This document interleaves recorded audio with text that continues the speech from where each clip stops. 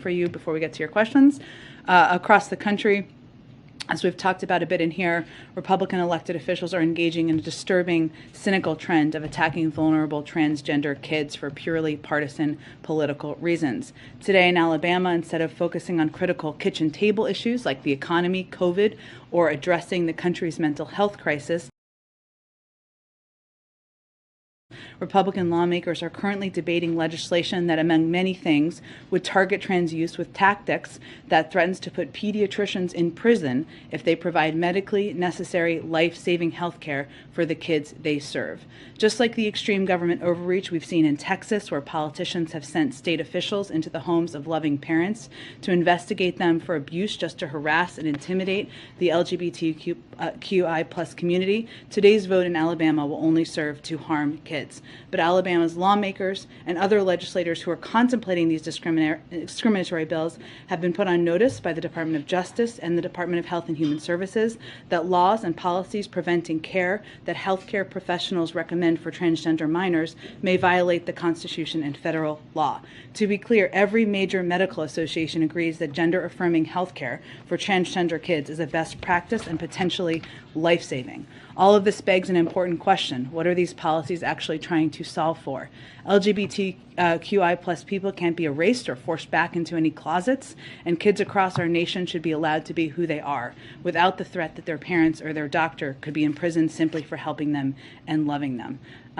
President Biden has committed in both words and actions to fight for all Americans and will not hesitate to hold these states accountable.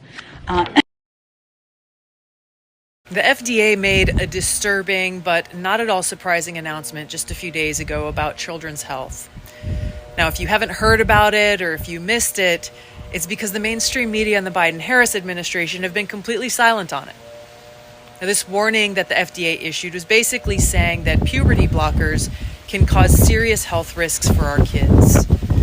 Unfortunately, at almost the exact same time the FDA issued this warning, Biden-Harris administration officials were making public statements actively promoting the use of puberty blockers and irreversible surgeries for kids. Now, let's be clear. This administration is dangerously promoting child abuse. The FDA made a disturbing but not at all surprising announcement just a few days ago about children's health. Now, if you haven't heard about it or if you missed it, it's because the mainstream media and the Biden-Harris administration have been completely silent on it. Now, this warning that the FDA issued was basically saying that puberty blockers can cause serious health risks for our kids. Unfortunately, at almost the exact same time the FDA issued this warning, Biden-Harris administration officials were making public statements actively promoting the use of puberty blockers and irreversible surgeries for kids. Now, let's be clear. This administration is dangerously promoting child abuse.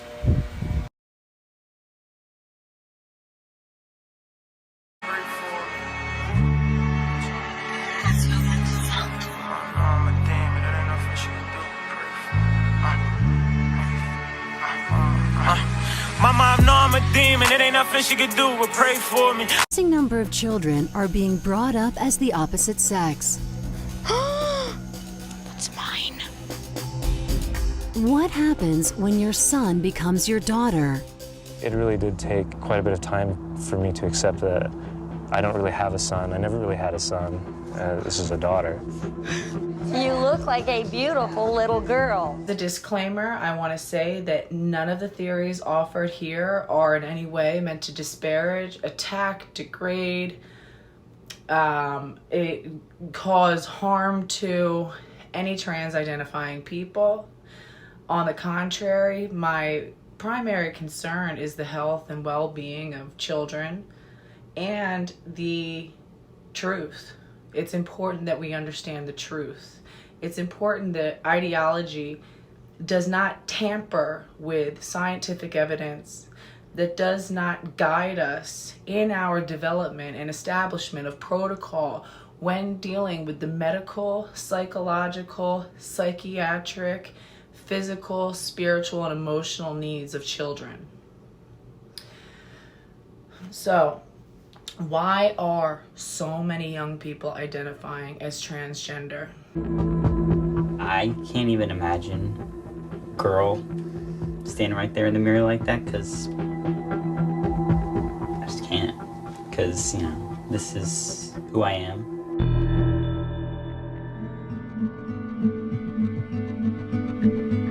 In 2019, research was conducted that looked at a Northern California gender clinic and that assessed the rates of admission of pediatric patients who identified as transgender. In these trends, we see that the vast majority of them identify as transmasculine, and the vast majority of them are teenage girls, with the average age of being around 15 years old. In a research paper, of the population looked at in this study, and the vast majority were teenage girls. Younger pediatric patients sought mostly mental health services, whereas later teens mostly sought medical interventions, including hormone replacement, as well as gendered surgical intervention, which includes genital surgeries and mastectomies. In fact, mastectomies for teenage girls was the #1 requested medical procedure seen at this clinic, and the vast majority of those requesting a double mastectomy were pediatric patients under the age of 18. We will be demonstrating a double incision mastectomy. We begin with the breast removal incision. This is followed by liposuction to carefully remove all breast tissue.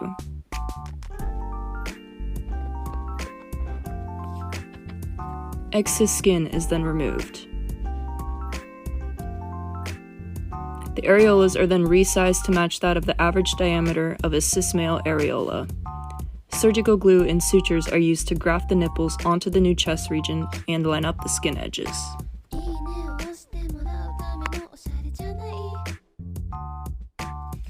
The conclusions of the study was that what this tells us, that the sharp increase in referrals to gender clinics, pediatric gender clinics, is that there is a need for an increased access for gendered medicine for pediatric patients, aka children.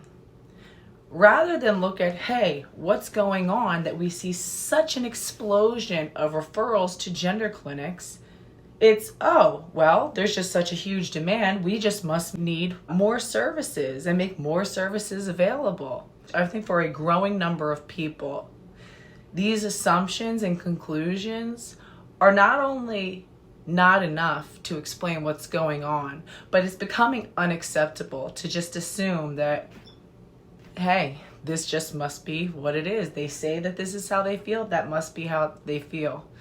Additionally, there is a growing number of detransitioners, which are men and women, boys and girls, who at one time identified as transgender and have since either desisted, which means no longer socially identifies as transgender, although having never undergone any sort of medical intervention, or a detransitioner, which is typically defined as somebody who has undergone some degree of medical intervention and no longer wishes to identify as another sex. What's confusing is that gender ideology and gender ideologues talk about sex and gender as being two different things, and that our biological sex and what body we are born into has nothing to do with our gender. And if that's true, then why is it then when somebody identifies as another gender, that gender typically is associated with a biological sex? So a transgender man, for example, or a trans-identifying female, a female who, identifies as a male, why is it then that she would need a double mastectomy? What does her body have to do with her gender? This is me pretending to be shirtless because I hate my titties!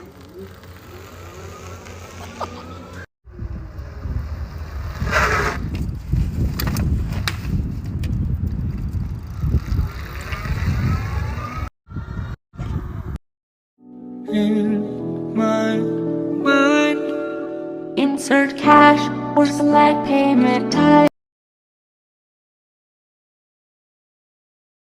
I thought her gender was more just about an internal experience. It cannot be defined. The logic is circular, it's unscientific. The fact that it is uncontestable should be of grave concern to anybody, and particularly anybody who is concerned and interested in maintaining the integrity of our medical system and our scientific community. Right now, trans medicine or transgender medicine does not follow a scientific mode that we have depended on since the discovery of the scientific method for, many hundreds of years. It's concerning. Children are being hurt. One theory that is growing in support, but that is highly controversial to the point that if you suggest this as a theory, you're very likely and very vulnerable to being banned, censored, or kicked off of a variety of media platforms. However, is Munchausen by proxy as being an underlying factor in this explosion of trans-identifying children. In psychology, psychiatry, sociology, in virtually every other application of these practices, we look at a broad context of what could be underlying a certain condition. Gender dysphoria, which is deemed the underlying condition that leads to transgenderism, is not fully understood. And so until we have concrete, measurable, objective, and observable definitions and explanations for why transgenderism occurs, which we currently do not, then this is, yes, very much still up for debate. And yes, it is very much, not only do we have the right to continue to debate this, we have a responsibility to continue to debate this issue because children's lives are at stake. And we know that the price is no small one when we're talking about genital surgeries or double mastectomies that can impact a future mother's ability to nourish and provide for her child, to bond with her child in an increasingly, tumultuous economic times. The ability to breastfeed when a future water supply, clean water supply, is never guaranteed. And in a time where, we depend on these global supply of things like infant formula, especially a global supply of infant formula, many of which coming from China, has history of toxic and poison batches that has led to the death of children. And the Ukraine-Russian conflict has already shown just how critical the ability to breastfeed one's own newborn and infant can be when it comes to survival and maintaining the safekeeping and well-being of our children and our mothers. A lot of children aged 15, 16, 17 are not going to be in touch with understanding their need to breastfeed or why their breasts might be important in later sexual function. This video is for the people who are thinking of or just got or already have top surgery. I'm making this video because I wish, as someone who was leading up to getting it, had seen this video before getting it. Not that I regret getting it, but I just wish I had a little disclaimer or reminder of what I was getting. So I got top surgery 5 days ago. I'm still very much healing. I shouldn't even be up moving like this, but whatever. So I got my top surgery, and the next day I had to have my partner remove my bandages, my binder, to clean me. And it was quite a shock the first time I saw my chest. And I'm a little disappointed at the way I feel about it. And it's not regret. I'm very happy that I have it. I do think this is what I needed to do for myself. And I don't hate it. I like how it looks. It's just seeing my chest with no boobies after, you grow up with boobies and then one day you go to sleep and you wake up and you have no boobies. The same is true for genital surgeries. A lot of these children have very abstract thinking, object non-permanence, not a fully developed prefrontal cortex. And I also have no nipples, because, which is my favorite thing to say. I have no nipples because I'm planning on getting my chest tattooed, and I just think they'd be in the way. Also, they make the healing process a little riskier, just because they're skin graft back onto you and they can fall off. That's fun. Don't be worried if you're getting your nipples put back on. It's okay. It's okay. I'm not a medical professional, but it's okay. So the first time I saw my chest, it was very shocking. I actually almost passed out. Like, my partner took it off, and I didn't even really look at my chest all the way. I looked down, saw that there were no lumps, and got nauseous and like queasy and had to sit down and like started having a little tiny anxiety attack about it. They don't fully understand cause and effect. They don't fully understand long-term planning. Which was very weird for me, because when I was, I've been in therapy for a year talking about this. I've thought about it in the past. So to finally have it done and to watch videos and read about other people having it done and no one ever talking about that and always making it seem such like a beautiful moment, which it is, but I was expecting, happy tears, like, oh my God, like that's me. I'm supposed to, I'm running out of time. Moral of the story, it was a very shocking and scary moment for me, but I don't regret it. But I definitely think this is a huge transition. Yeah.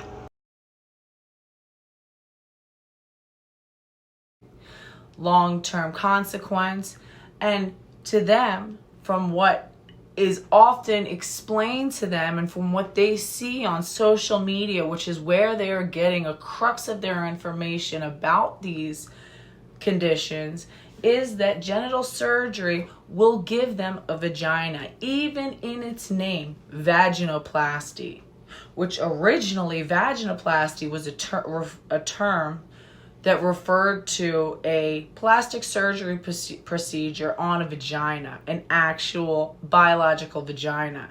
She looks at her penis as a birth defect. She wants to have it fixed, but right now Josie's afraid of pain. She really hates pain. So when she asked me if when she has her surgery, is it going to be painful, I told her it will. Who would do it? The doctor. Right. Of course. Yeah. If you had it done, how would they do it? Would you talk to the doctor a bunch of times?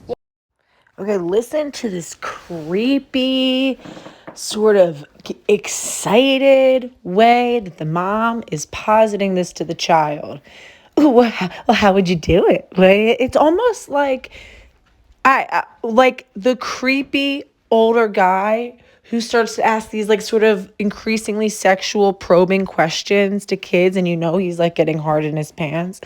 Be like, oh, so when you first get your period, I guess, what would you want to use, a tampon or a pad? How would you do it? Would you put it in? And he's getting off to it. And I've seen that. It's horrifying. That's what this mom is doing. What is she doing? What is she saying to this child? And if every time a conversation about these surgeries and these procedures happen, your mom is sitting there smiling and cooing and getting all excited, he knows the mom is excited. Again, he's mirroring her emotions. When you want to please somebody, when you are connected to them, when they're your primary caregiver, you're going to mirror their emotions. She's getting excited. He starts to get excited. I can get my kids wound up for anything. Listen, I've gotten them excited about going to the damn dentist. I'm like, oh my God, guys, guess what? We're gonna go to the dentist. We're gonna go to the dentist. And they're like, yay! And I'm like, we're gonna get a treat afterwards. And they're gonna go and they're gonna give you this cool toothpaste. And the kid's like, oh my God, yay, yay, yay, yay, yay. And I'm like, yay! You can make kids excited about anything.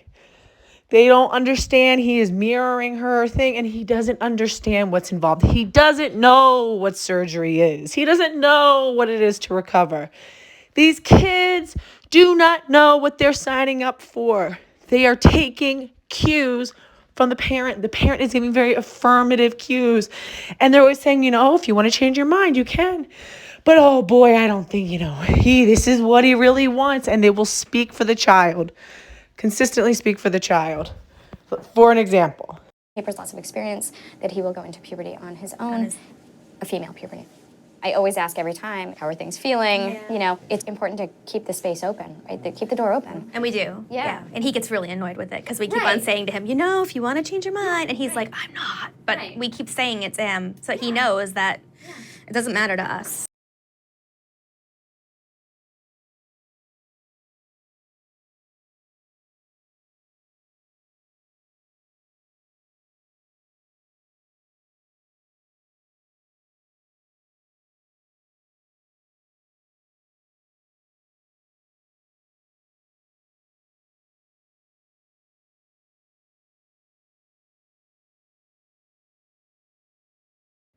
So to be absolutely clear, it absolutely does matter to her. And there was no reason she needed to jump in and speak for that child.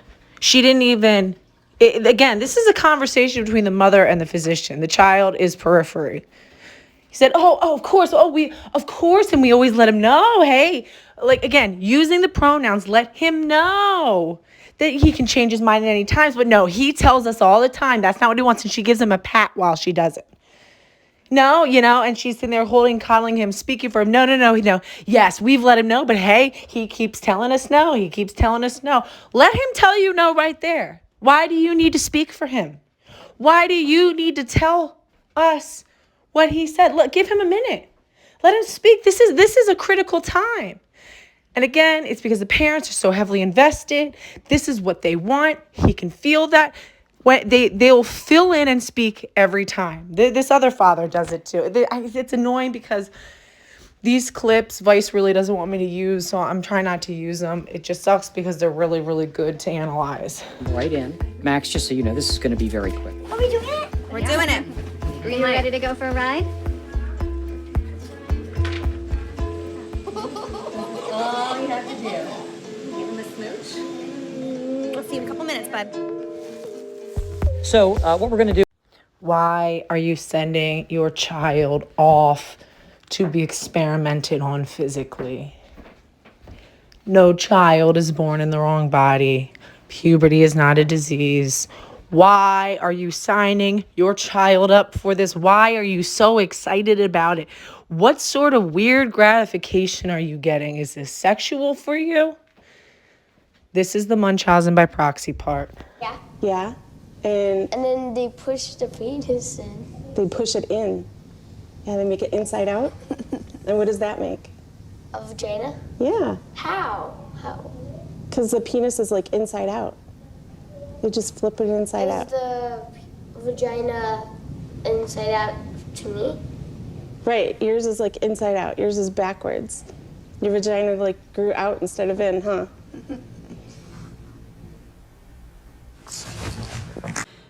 So in this sense, the term vaginoplasty, which is the inversion of a penis, is to create a internal body cavity that would allow for sexual activity, receptive sexual activity, and a removal of the testicles that would then require a lifelong dependence on exogenous hormones. Does not create a vagina. However, when we use terms like vaginoplasty, we are communicating that what this patient is receiving is in fact a vagina. Then we proceed to refer these patients to gynecologists, obstetrician gynecologists, to maintain their care of an artificially constructed approximation of female genitalia on a male. A lot of people like Jeannette Jennings, who we watch tragically go through almost watch all of this unfold before our eyes on TLC's I Am Jazz. We watched a young boy who wanted to wear the dress, who wanted to wear pink, and whose mother took this and ran from a very young age, who then was ushered early and who was offered up as a test subject for creating and developing new techniques to basically, again, approximate the genitalia of the female sex in a male patient. And the results are absolutely heartbreaking. Let me just take a picture too. Poor thing, you could be a porn star for all the photos you're taking. Let me just interject to say that Dr. Marci Bowers is a trans-identified male gender surgeon and gynecologist, because nothing says AGP like wanting to be a gynecologist and to genitally mutilate children. And that comment that he made about photographing the genitalia of underage Jeannette Jennings and how he could be a porn star, and the mom's laughing. It just shows the family has sexualized this child a lot. And there's just a complete lack of boundaries, or just normal boundaries that you would see between adults and parents and a So, is this a soulmate or a sexual mate? Have you differentiated? Grandma, do I look like a sexual being? I'm not judging you. I'm truly asking just to try to see where your thinking is. I think... Or both. No, Marci Bowers, she said I need to start figuring things out in terms of trying to have an orgasm. Marci Bowers? He said that, did he? The same Marci Bowers who, during a recent talk at Duke University of trans healthcare policy, quote, trans-affirming Dr. Marci Bowers, admitted that children who medically transition before puberty will never experience full sexual function. This same Marci Bowers stated, quote, an observation that I had, every single child who was or adolescent who was truly blocked at Tanner stage 2 has never experienced an orgasm. I mean, zero. So if I experiment sexually, then maybe I'll find out what I like, and then I could have orgasms my entire life. Yay. Oh, you'd have to miss a few days of school. See, I'm being facetious about it. God, I'm so sorry. I did not say that. We have to just keep joking around here, or otherwise we don't get through. Right. God knows, if we didn't laugh in the last 6 months, we wouldn't have made I guess it. I'll get dressed. Boundaries, or just normal boundaries that you would see between adults and parents and a child. And what it seems like everybody fails to understand is that so much of the root of this child's anxiety has to do with this ongoing concentration, obsession around this child's body and it not being right, and how many messages child is being told, oh, your body's not exactly right. We've got to fix it. We've got to do this. Again. You get dressed again. I am happy she has feeling in the area and the tissues have matured very nicely. But I have some concern that we can get enough mobility of the tissues that we can make the labial structures look convincing. Now that you've seen it, do you feel good? Feel good. The only problem is there's a limited amount of skin, but these scars now will make them better and neater. We won't make new scars. Yeah, and I know you hate scars, I know. I hate scars, yeah. So last time the major complication was dehiscence. The Right. stitches started coming apart. How Right. likely do you think that's going to happen again? It's always possible. I have optimism that it won't need another surgery, just This will be based the on last one. this will be the last one. But there's a certain amount of just uncertainty that you just have to account for. Medicalized PTSD is a real thing. When you have to have surgery after surgery after surgery, you go through the pain anywhere from something that seems as minor as having an IV placed, which is still painful, from being cut open, to the recovery time, to the drugs, to everything. Medical PTSD is a real thing. Surgical PTSD is a real thing. We're sitting around, we're laughing at these vulgar jokes with somebody who has a very complex, very serious paraphilia.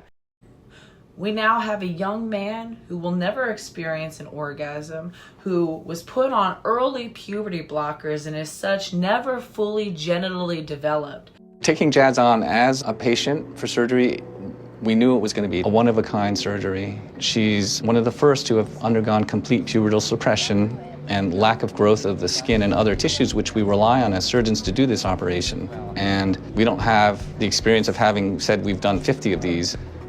I was just not expecting her to have a complication as severe as what she did have. And then had his penis, his underdeveloped penis, inverted, that hadn't fully developed. And now, because there was so little tissue, it was difficult to create this vagina that is supposed to, I guess, for receptive pleasure.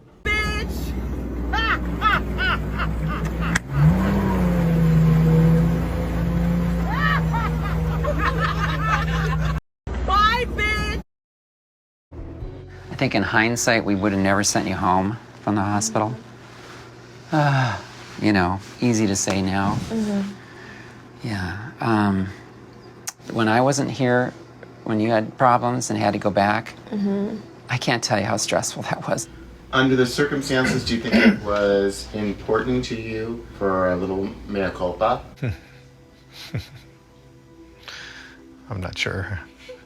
You know, it's nice to hear I did something and acknowledging that. On the other hand, there's the medical side and an expectation that really should have been met. Can we take a look? Yes, Can we examine let's you? do the examination. Okay, so we'll let you change. We're not doctors, but we've had a chance to actually view what went on in the OR during Jazz's first surgery. Okay. I wanted to know, will I lose any sort of sensation there, nerve endings, I don't know. There is always a chance that there could be injury to the clitoris. Yeah, that's what I was just gonna ask that's about the biggest thing I'm worried about. I feel like I've already lost the aesthetics, you know. Hopefully after this revision, it'll look good once it heals. But if I lose some of my sensation and nerve endings, I might never experience an orgasm. I guess it's goodbye time. Until tomorrow. Until tomorrow. Okay, one more hug. I'm feeling pretty confident that they're gonna pull it off and that tomorrow's surgery will be good enough and that I'll be happy with the results. So I'm hoping for the best and that this will be the last operation. To be continued. Hi, my name is Josie, and I'm a girl, and I have a penis. What would you do if your 8-year-old son told you he wanted to be a girl? Right now, in the perfect world, she'd go to sleep with her penis and then wake up with a vagina. What do you want to be when you grow up? A mommy. And increase. So when it comes to the development and the evolution of a trans-identifying child's sense of self and sense of transgenderism, the pieces at play are the child themselves, culture at large, specifically facilitated by the internet and concentrated within the internet, and then medical professionals. Priya Dar. I'm one of the doctors at the Center for Adolescent and Young Adult Health here at the Children's Hospital of Pittsburgh. I wanted to talk to you guys today a little bit about puberty blockers. Puberty blockers are basically a medication that says, hey, let's just put a pause on puberty. And that can be really beneficial for younger kids who have already started the puberty process, who either might go through a lot of psychological distress as they go through puberty if they're struggling with gender dysphoria, or for somebody who's saying, hey, I'm not really sure if I feel comfortable in my body or what gender I truly identify with. Gender clinics, you know, teachers, again, these are all stemming from the government. We're thinking public school, we're thinking, you know, medical professionals that are using WPATH and these sort of government-based organizations to get their protocols and have their recommendations. Let you change. We're not doctors, but we've had a chance to actually view what went on in the OR during Jazz's first surgery. And it's pretty disconcerting in certain ways. It's like, whoa, you know, this is what occurs while Jazz is having her surgery and the doctors sometimes don't see eye to eye. Why are you cutting there? Right here? Yeah, why? Because it's scar, Jess. I don't like it. Yeah, but there's scar everywhere. If you don't have to Okay. cut this, why would you cut that? We can just advance it to there. Jess, let me go. But it doesn't make any sense. Why do you need to cut that? Because this is a disfiguring scar. How do you know it's not a disfiguring scar? That's just a sulcus. These are the two labia. I mean, you may be right, but we don't know. Jess, why don't we just open this up and then see what this looks like? Let me go, Jess. Let me go. I will say that I feel like things should happen in a more methodical way. At what point will you stop and recognize that you are a victim of sunk cost fallacy and that by going further, you are only getting further away from completion, from wholeness, from wellness? Stop now. It's too late. We know how Jazz's story ended up, and this should be an absolute medical scandal. This should be a warning tale, and the fact that this is still going on is mind-boggling. As a parent, you've got to listen to your internal alarm. Do not let them make things sound more complex than they really are. This child's body is destroyed. This young man's body is destroyed. And they could have stopped it. And they didn't. They kept going further. They kept hoping that, maybe one more surgery will fix it. And it didn't. And then the parents. And again, it is most often the mother that we see the archetype of the trans mom. Okay, the mother who is guiding a trans-identifying child is typically very overbearing. Hey. This needs to advance more because we're off-center. This has to come down here. I mean, this is off-center. See, this is tilted. So that in order to get this midline, we need to bring that down more, and that will centralize this. I think we're saying the same thing. I'm happy. I have a good sense of what we need to do. Let me just take a picture, too. Poor thing. You could be a porn star for all the photos we've taken. God, I'm so sorry. I did not say that. We have to just keep joking around here, or otherwise we don't get through. Right. God knows, if we didn't laugh in the last 6 months, we wouldn't have made it. I guess I'll get dressed again. You get dressed again. I am happy she has feeling in the area, and the tissues have matured very nicely. But I have some concern.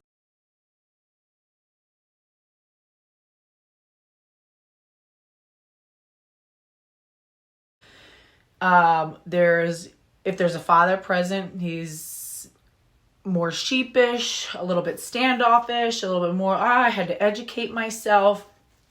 This sense of this tiptoeing, this fear of I don't want to be I don't want to express toxic masculinity. I want to be supportive, and I've had some concerns and then almost apologizing for it.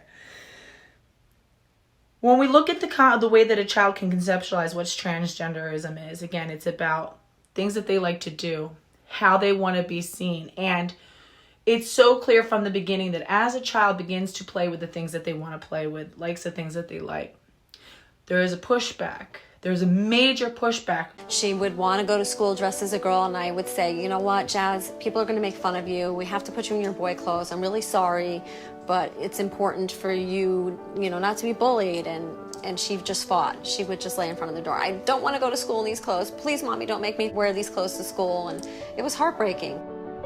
And whereas when they play with the toys that they want to play with, there's this, this gasping and, oh, are you sure? And trying to redirect the child back to another type of toy.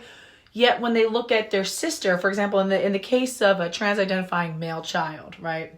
A male child, but sees that, when he wants to play with the dolls, when he wants to put on the tutu, it's this big, there's much to do about it, right? There's a much ado about him wanting those things. When he looks over to his left, he sees a sister who is effortlessly able to play with those things, have those things, wear those things, and not only effortlessly have and wear those things, but it's just given to that child without second thought. It's just inherent. What the child then begins to connect is, well, if I were a girl, then I could like these things without any sort of, alarm and pushback and friction. And the parent also, so the child begins to conceptualize, well, maybe, I want to be a girl.